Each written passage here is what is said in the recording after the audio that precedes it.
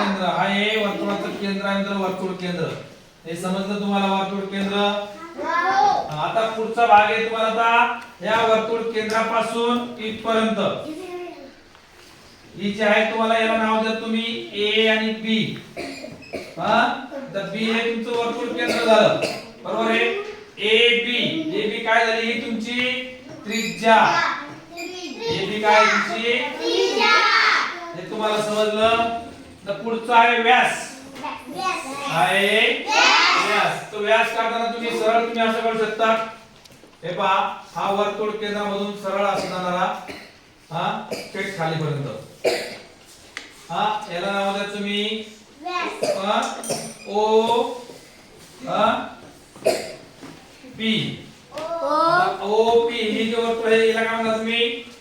व्यास काय म्हणता याला व्यास आता तुम्ही वर्तुळ केंद्र त्रिज्या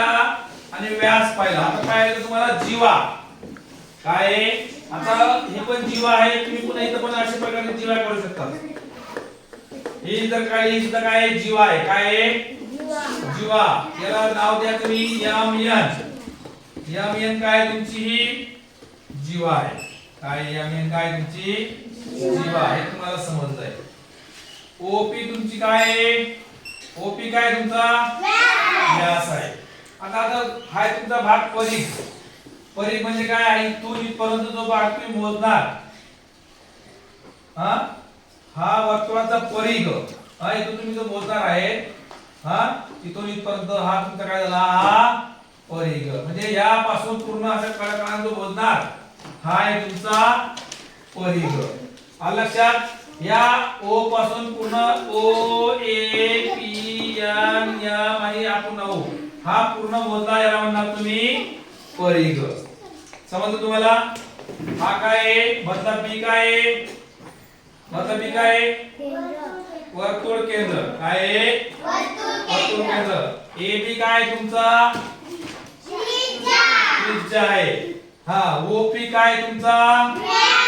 व्यास आहे नंतर तुम्ही एक एम आणि एन हे काय काढलं तुम्ही जीवा काढली बरोबर आहे परिघ काय काढला तुम्ही ओ पासून बाहेरून कडाकडा मोजला तुम्ही कडाकडा हा तुमचा वर्तुळाचा परिघ आणि सर्वात मोठी जीवा पाहिजे तर ओ आणि पी सर्वात मोठी वर्तुळाची जीवा आहे काय सर्वात मोठी वर्तुळाची जीवा आहे कोणती ओपी